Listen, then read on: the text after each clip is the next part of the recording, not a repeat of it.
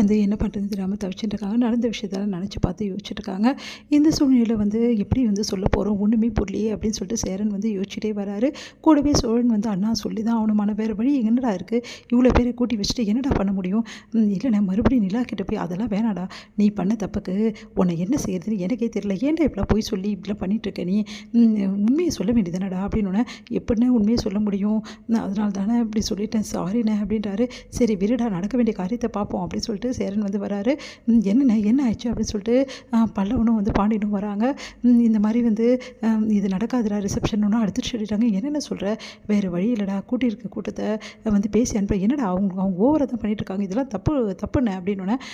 டே அதெல்லாம் இல்லைடா, அவங்க மேலே எந்த தப்புமே இல்லை, எல்லா தப்பும் சோழன் மேலே தான், உண்மையிலேயே அவங்க ரொம்ப நல்லவங்கடா, அந்த பொண்ணு பாவண்டா அப்படின்னு. என்னென்ன சொல்கிறேன், நான் எல்லாத்தையும் அப்புறம் சொல்கிறேன், முதல்ல இங்கே ரிசப்ஷனை நம்ம எல்லாரையும் வந்து அனுப்பணும் அப்படின்னு. அண்ணே இப்படின்னு எல்லாரும் அசிங்கமாக பேசுவாங்கண்ணே, காரி துப்புவாங்கண்ணே, என்னென்ன பண்ணுறது, அதெல்லாம் பார்த்துக்கலாம்டா, முதல்ல இவங்களை அனுப்புகிற வழியை பார்ப்போம், நானே போய் மன்னிப்பு கேட்குறேன், நான் தானே எல்லாரையும் கூப்பிட்டேன், நானே மன்னிப்பு கேட்குறேன். டேய் உன்னால் பாடுற அண்ணனுக்கு எவ்வளோ பெரிய மரியாதை வந்து குறைவாக நடந்து போச்சுன்னு நம்புறேன், சாரிண்ணே என்ன மன்னிச்சுன்னு சோழன்னு சொல்கிறாரு. ஆனால் நான் வேணா போய் பேசுவானே, அதெல்லாம் ஒன்றும் தேவையில்லைடா, நானே போய் எல்லாருக்கிட்டே மன்னிப்பு கேட்குறேன், மன்னிப்பு கேட்டுட்டு அவங்க எல்லாரையும் அமுச்சு விட்றேன், எதுக்காக தேவையில்லாமல் இவங்களை கூட்டு வச்சுட்டு இவ்வளோ பிரச்சனை அப்படின்னு மேடை ஏறுறாரு. எல்லாருமே ரொம்ப பதட்டமாக இருக்காங்க, சோழனால் தாங்கிக்க முடியல, அப்படி பார்த்துட்ருக்காரு.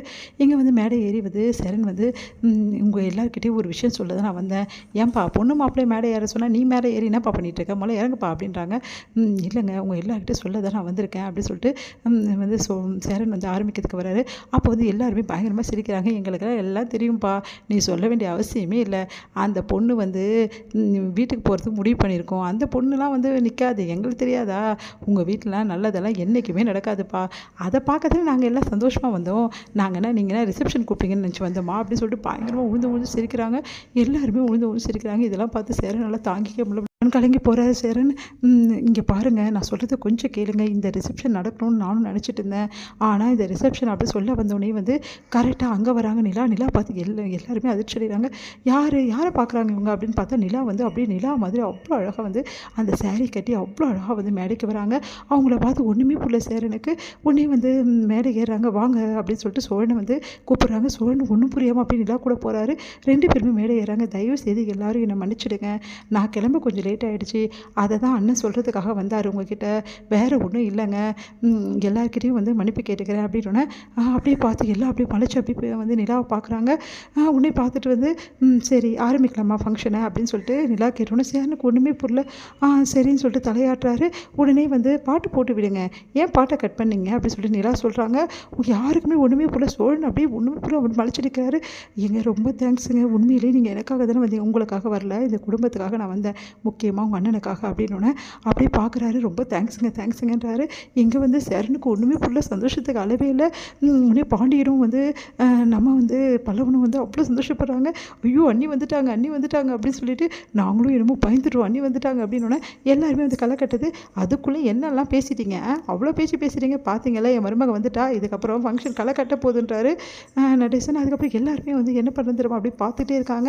அடுத்து வந்து ஃபங்க்ஷனில் எல்லாருமே வந்து நல்லா வந்து சூப்பராக வந்து பண்ணிகிட்ருக்காங்க. அப்போ கரெக்டாக எல்லாருமே ஓடி வந்து கொடுக்குறாங்க கிஃப்ட் எல்லாமே, அதெல்லாம் வாங்கி கொடுக்குறாங்க. நிலா ஒன்றுமே புரியல, ஃபோட்டோக்கு போஸ்ட் கொடுக்குறாங்க. சிரித்த மாதிரி இருக்குங்க அப்படின்றாங்க. அதே மாதிரி சோழனுக்கு ஒன்றும் புரியாமல் அவரும் சந்தோஷமாக சிரிக்கிறாரு. அடுத்து வந்து ஃபோட்டோலாம் போஸ்ட் கொடுத்துட்டு அதுக்கப்புறம் எல்லாம் முடிச்சுட்டு சரி பொண்ணு மாப்பிள்ளை வந்து ஃபோட்டோக்கெலாம் போஸ்ட் கொடுத்துட்டிங்களே, சரி வாங்க சாப்பிட போகலான்னா, சரிங்கண்ணா அப்படி சொல்லிட்டு சாப்பிட வராங்க. நிலா வந்து சாப்பிட்றது பார்த்து சோழனுக்கு ஒன்றுமே புரிய ஒரே யோசனையாகவே இருக்குது. நிலாவா இது நம்பவே முடியலையே, ஒரு வேளை என்னை ஏற்றுக்கினாலா, இல்லை இந்த வீட்டில் இருப்பாளா, இல்லை போயிடுவாளா, ஒன்றுமே புரியலையே அப்படி சொல்லிட்டு யோசிச்சுட்டு இருக்காரு. சரி ஏதோ இன்றைக்கி வரைக்கும் நம்ம மானத்தை காப்பாற்றிட்டா, நம்மளுக்கு அது போதும்பா அப்படி சொல்லிட்டு சோழன் சாப்பிட்றாரு.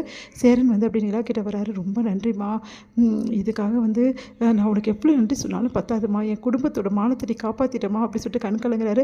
பரவாயில்லண்ணே, எனக்காக நீங்கள் யோசிச்சிங்க, உங்களுக்காக நான் யோசித்தேன், இந்த குடும்பத்துக்காக வந்து நீங்கள் எவ்வளோ கஷ்டப்படுறீங்க, ஒரு சின்ன விஷயம் நான் பண்ணணும்னு தோணுச்சு, அதான் நன்றிமான்றாரு. பரவாயில்லண்ணே அப்படின்னு சொல்கிறாங்க. இங்கே சந்தோஷமாக இருக்காங்க எல்லாரும்.